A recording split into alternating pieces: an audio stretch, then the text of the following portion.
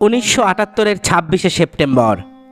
বৃষ্টি ঝরছিল মাঝে মাঝে থেমে থেমে। বড় একটা বৃষ্টির প্রস্তুতি ছিল আকাশে। পরদিন বৃষ্টির তোড় বাড়ল। তখনও বোঝা যায়নি বৃষ্টি থেকে অতিবৃষ্টির মধ্যে দিয়ে প্লাবনের মুখে পড়বে গোটা দক্ষিণবঙ্গ। পূর্বাভাস কিছু ছিল কি না আজ আর মনে নেই। তখন আবহাওয়ার পূর্বাভাস নিয়ে মজা করতেন সবাই। বিশ্বাসযোগ্য ছিল না তেমনটা। 28 তারিখ অবিশ্বাস্য বৃষ্টি, মুষলধারায় বিরতিহীন বৃষ্টি। ট্রানজিস্টারে ঘন ঘন বৃষ্টির বুলেটিন। মনে পড়ছে 44 বছর পরে সব কথা মনে থাকা সম্ভব নয়। স্মৃতির ভরসায় কতটা নিখুঁত হতে পারে তা নিয়ে সংশয় আছে। গুগল বলছে 28 তারিখ 1978 সেপ্টেম্বর মাস। কলকাতা ও লাগোয়া জেলাগুলিতে বৃষ্টির পরিমাণ ছিল 369.6 মিলিমিটার। 4 দিনে এই বৃষ্টির পরিমাণ গিয়ে দাঁড়িয়েছিল 900 মিলিমিটার। অঙ্কের হিসেব থেকে নিশ্চয়ই একটা ছবি পাওয়া যাচ্ছে, কিন্তু সেটা কজনের মাথায় ঢোকে?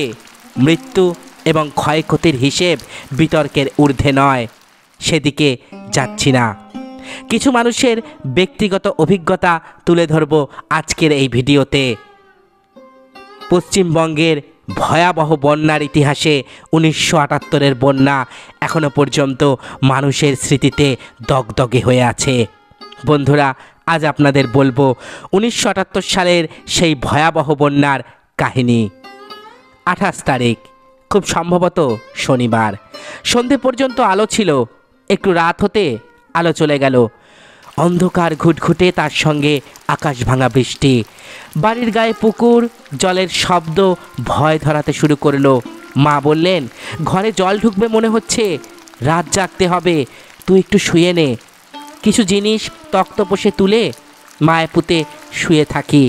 মা ঘুমোননি সারা রাত। আমি ঘুমিয়ে পড়েছিলাম। ভোরের দিকে মা ডাকলেন, বৃষ্টি ধরেছে, আলো ফুটেছে। দেখি পুকুর ঘরে ঢুকবে বলে পা তুলে দাঁড়িয়ে আছে। স্মৃতিচারণ করে বলেছিলেন জনৈক এক ব্যক্তি। ইতিহাসে পাকাপাকিভাবে জায়গা করে নিয়েছে 1978 সালের ভয়াবহ এই বন্যা। কেমন ছিল সেই সময়ের পরিস্থিতি? সেই বন্যা যারা দেখেছিলেন তারা আজও সেই ভয়াবহ অভিজ্ঞতার কথা ভুলতে পারেননি। অনেকে বলেন বন্যার জেরে শহর কলকাতার কোনো একতলা বাড়ি পর্যন্ত ডুবে গিয়েছিল। সেই সময় বিবিসি প্রতিবেদনে লিখেছিল, পশ্চিমবঙ্গের কোনো জায়গা 18 ফুট জলের তলায় তলিয়ে গেছে। ক্ষতিগ্রস্ত হয়েছিল প্রায় 1.5 কোটি মানুষ। এই বন্যার জেরে রাজ্য জুড়ে বিচ্ছিন্ন হয়ে পড়েছিল যোগাযোগ ব্যবস্থা। গ্রামগঞ্জের অনেক মানুষ বেঁচে থাকার জন্য সামান্যতম খাবার পর্যন্ত পাননি। অনেক দিন পর্যন্ত দুর্গত এলাকায় ত্রাণ পৌঁছানো যায়নি। বন্যার পরে বেড়েছিল রোগের প্রকোপ। তার জেরে অসুস্থ হয়ে মারা গিয়েছিলেন অনেকেই। বন্যায় সবচেয়ে বেশি মৃত্যু হয়েছিল মেদিনীপুর জেলাতে, যদিও সরকার সেই দাবি সেই সময় নাকচ করে। এই সময় কাগজে ছাপা হয়েছিল বন্যাতে বাঁকুড়া, হুগলি, বর্ধমান, মেদিনীপুর, নদিয়া, কলকাতা, মুর্শিদাবাদ সব থেকে ক্ষতিগ্রস্ত হয়েছিল। শুধু ঘাটালেই নাকি লক্ষাধিক মানুষ বন্যায় আটকে ছিলেন। বিভিন্ন প্রতিবেদন থেকে জানা যায় বৃষ্টি শেষ হওয়ার কয়েকদিন পরও পরিস্থিতি স্বাভাবিক হয়নি। জল নামতে আরও বেশ কয়েকদিন সময় লেগেছিল। ফলে অনেককেই অভুক্ত অবস্থায় দিন কাটাতে হয়েছে। সরকারের তরফে পরে জানানো হয়েছে এই বন্যায় 45 জন মানুষের মৃত্যু হয়েছে। তবে এ নিয়ে প্রশ্ন তুলেছিলেন অনেকেই। মৃত্যু হয়েছিল আরও অনেক। জনৈক চিত্র সাংবাদিক পথের জল ভেঙে ক্যামেরা নিয়ে বেরিয়ে পড়লেন কলকাতায়। বালিগঞ্জ স্টেশনের দিকে এগিয়ে গেলেন। দেখলেন নৌকো চলছে। গড়িয়াহাটের আশেপাশের রাস্তাগুলো চেনার উপায় নেই। তার দুপাশে বাড়িগুলো জেগে আছে। প্রবীণ কলকাতাবাসীদের সাক্ষাৎকার নিতে লাগলেন। তারা বললেন এমন জলবন্দি কলকাতা দেখার অভিজ্ঞতা তাদের কখনো হয়নি। লেক টাউনের মতো জায়গায় কোমর জলে দাঁড়িয়ে সেখানকার মানুষজনের সাথে কথা বলেছিলেন সাংবাদিক। শ্রীভূমিতে গলা জলে দাঁড়িয়ে তার ওপরের তলার লোকেদের সাথে তাদের দুর্দশার কথা জানতে চেয়েছেন। দোকানপাট সব বন্ধ, লোডশেডিং। লাইন সারাতে লোক এসে এই জলের মধ্যে আটকে গেছেন। কি করে লাইন সারাবেন? একে একে খবর এলো জেলাগুলোর অবস্থা আরও খারাপ। মিলিটারির সাহায্য নিয়ে সব জায়গায় ঢুকতে হচ্ছে। হুগলি জেলায় ঢোকার জন্য মিলিটারির উঁচু ট্রাকে চেপে চলেছেন সাংবাদিকরা। যেতে যেতে একটা বাড়ি চোখে পড়েছিল আমাদের। বাড়ির লোকজন সব বাড়ি ছেড়ে চলে গেছেন, শুধু একটা কুকুর উঁচু দেওয়ালের ওপর বসে বাড়ি পাহারা দিচ্ছে। সে যেন কিছুতেই এই দুর্যোগেও বাড়ি ছেড়ে যেতে রাজি নয়। প্রভু চলে গেলেও প্রভুর সেই প্রভুভক্ত কুকুরটি কিন্তু বাড়ি ছেড়ে যায়নি। উলুবেড়িয়াতে যেখানে সব বাড়ি একেবারে ডুবে গেছিল, লোকেরা কেবল বাড়ির ছাদে বাস করছেন, সেখানে ঢুকতে মিলিটারি ভেলার সাহায্য নিতে হয়। একটা বাড়ির ছাদে অনেক লোক দেখে সেদিকে এগোতে লাগলাম আমরা। তারা আমাদের হাত নেড়ে চিৎকার করে ডাকতে লাগলেন। বাড়ির কাছে গিয়ে অনেক কষ্টে জলের ওপরে জেগে থাকা দেওয়াল ধরে ধরে ছাদে ওঠা গেল। দেখলাম লোকেরা নির্বাক, মেয়েরা কেউ কেউ কাঁদছেন। কি হলো আপনাদের জিজ্ঞাসা করলাম। তারা বললেন, আমরা ভাবলাম আপনারা খাবার নিয়ে এসেছেন, কিন্তু আপনারা তো ক্যামেরা নিয়ে এসেছেন। ক্যামেরা দিয়ে কি হবে, পারলে একটু খাবার দিন। এই ছিল তাদের হাহাকার। না জানি তারা কতদিন বুভুক্ষ অবস্থায় ছাদের ওপর বসেছিলেন একটু খাবারের আশায়। জানেন, কদিন ধরে আমাদের পেটে খাবার পড়েনি।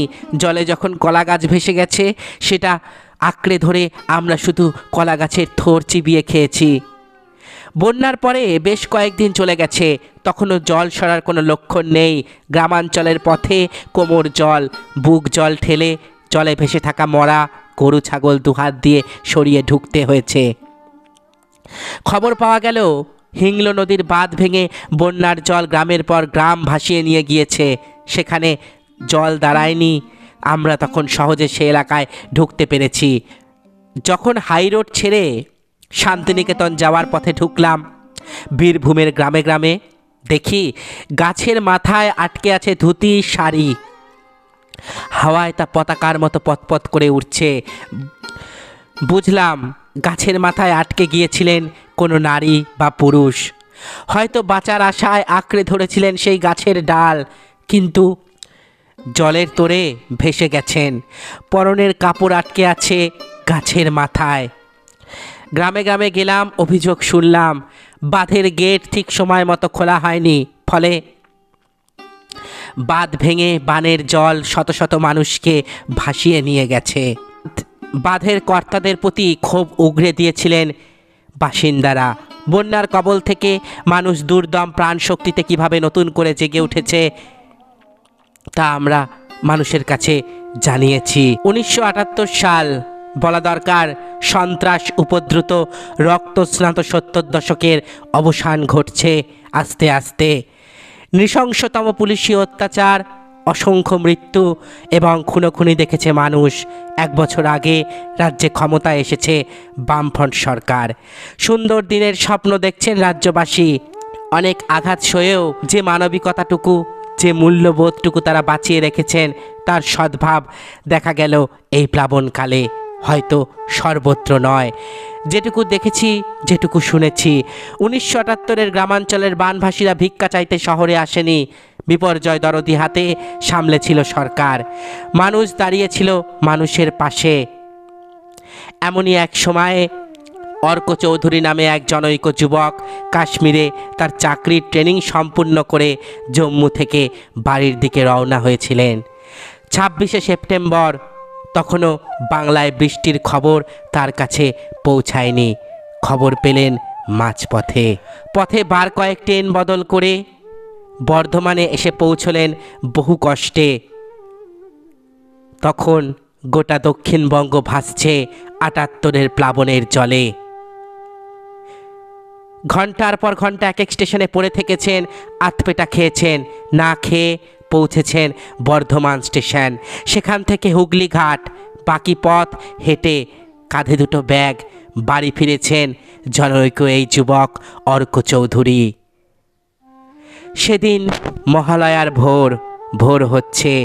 রেডিওতে তখনও চলছে মহিষাসুর মর্দিনীর শেষ লগ্ন।